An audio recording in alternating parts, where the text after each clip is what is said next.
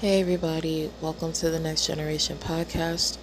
So, I told myself that when Leaving Neverland came out that I wasn't going to watch it, that after the fact, after everyone watched it, pretty much it was a consensus that it was bullshit and that it was proven within the weeks and months afterwards that it was proven to be BS. I told myself, it's no point in me watching it. Like, I'm not gonna watch it. But something came in me that told me that I should watch it because if I'm going to do these kinds of videos, I would need to be well informed. And not that there's truth value in this film, but the fact that if I'm going to make opinions about this whole situation, I would have to explore it through all different lenses and angles and have a more informed opinion. So, yes, once again, I'm late to the party. I watched part 1. I watched it for free. I'm not giving HBO my money. I can't seem to find part 2. Somebody could link it below. Because I'm like, I know this thing is about 4 hours, so where is the part 2 part? And I tried to see, like, after Neverland or whatever the hell that shit is called.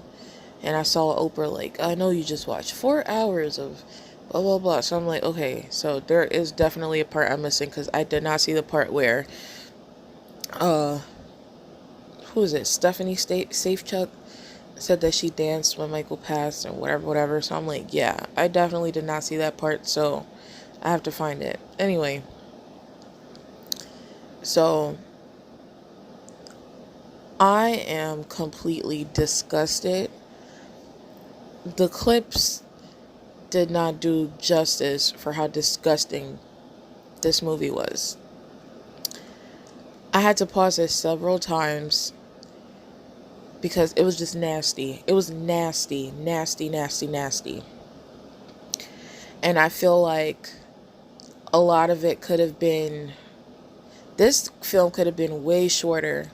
I don't know what's in part 2 yet, but I feel like so far it could have been way shorter if they would have cut out half of it. Oh my god, it was so disgusting.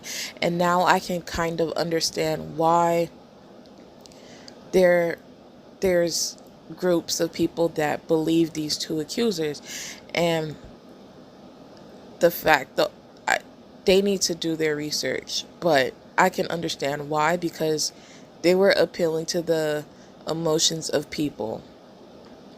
They were very manipulative, and it was just overall just graphic. Like, I could not believe what I was hearing. And what I did not like is that I felt like there should have been some sort of like warning that they were going to get into that kind of stuff. And I'm not talking about the overall movie. I'm talking about like where they were, because I feel like it was just thrown in your face, because they were talking about how they met him, things like that. And then it was almost sort of like they were just like, yeah, he told me to spread my cheeks almost. And I was just like, whoa, like I'm confused. Like, why wouldn't you say, we were in the room, kind of, you know what I mean, kind of ease your way into it, not just throw your lines in there like that. So that kind of threw me off guard, that I had to pause that part, because I was like, whoa, what the hell is going on? And it was like, I know that they're coming to this part, but it's like the way that they just presented it was just super neglectful of emotions, if you get what I'm saying, because it was like there was no warning of how they threw that in there. Um, it was nasty. It was nasty. It was nasty. And I don't ever want to compare anyone's stories to each other. But what I did not like is the fact that we're talking about something super serious and they're smiling and laughing while talking about it.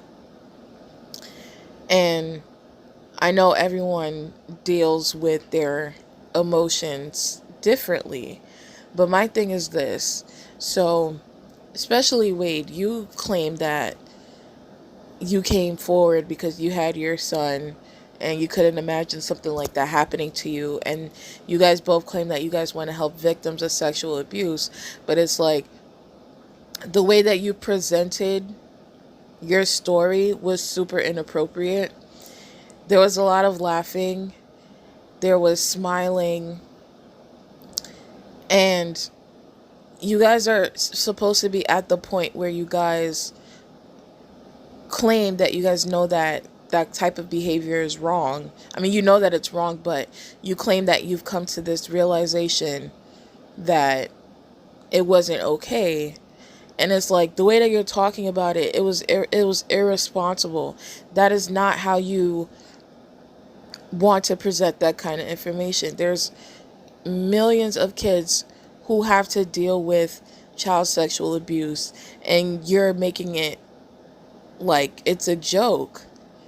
And I feel like that's what a lot of people were talking about, is that the way that you were presenting the information was like it was a comedy. And I didn't really see what exactly was the joke in anything you were talking about. I mean, and then Wade was so disgusting, and I feel like that's what he added most of the, like, I can't even say he just added, but some of the the usage, like the words that he used was just so graphic and disgusting. It was like my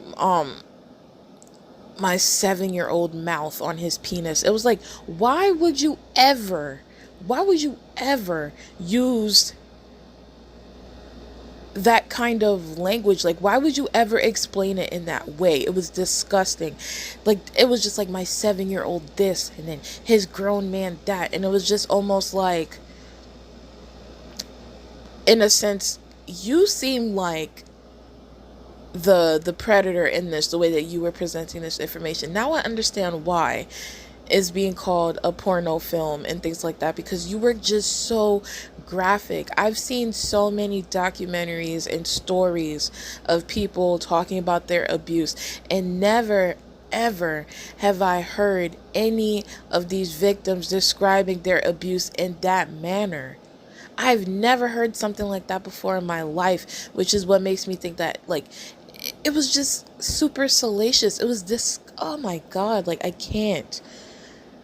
I really don't understand. And it was like the way Wade was talking in the beginning of how he met Michael, it was like, I understand that, like, to the magnitude of Michael's celebrity, you know, people were drawn to him, especially children were drawn to him, because nobody could understand how a person could be this talented and just put on such great performances and put out great music. You know what I'm saying? So I understand the whole being just starstruck, but the words that he chose were super creepy. He was saying like, what did he say? It was just so, it just seemed very, it was a lot of like innuendos, and just, it sounded sexual the way that he was talking about how he met Michael. He was like, I was just like him, things like that. And then when I saw him, it was just like vibrations. Like, yeah, he used the word vibrations and things. And I'm just like, and the way that he said it, it was like, it kind of made me, the way that he was talking, it kind of made me think about Oprah, about how she uses the term seduction. It's about the seduction. And it made me think maybe Oprah had way more influence in the making of this film than what is being shown. And I feel like she met them before this all happened. I feel like there was some Oprah influence in this, because the way that Oprah has been talking about this child seduction thing for the longest, and I'm not even gonna fully get into Oprah right now, because I feel like she's been dragged. I don't want to say enough, but she's been dragged by people way better than I can drag her. So the way he was talking, it was like he was being seduced. And as somebody who doesn't know you is trying to seduce you, that doesn't make any sense. He was just I hated the words that he was using. I just hated it.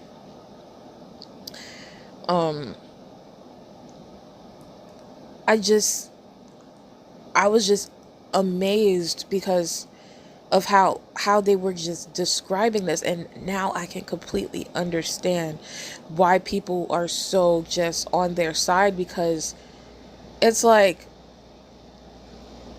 you, especially those who are victims, because it's kind of like you're rehashing out their memories, you're taking other people's memories, making it your own, and you're putting it on full display and just so graphic about it. It's how could they not agree with you? How could they not feel your pain when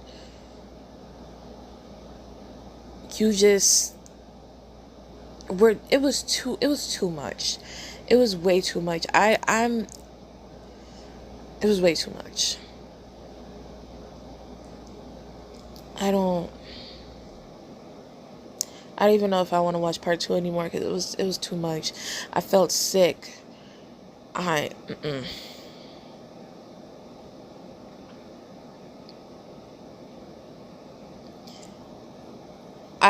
didn't like how the information was being presented. It was irresponsible.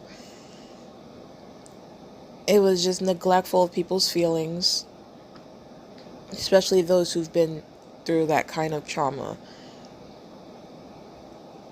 And the fact that I don't know, y'all.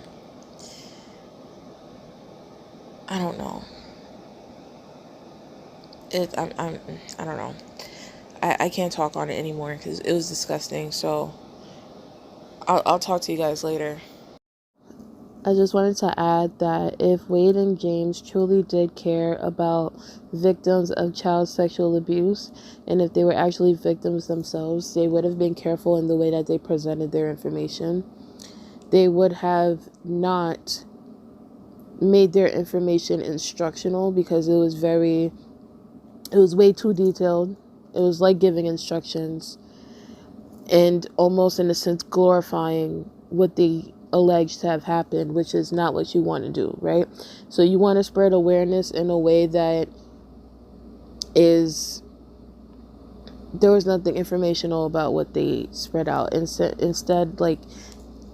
they just added to the sensationalism, and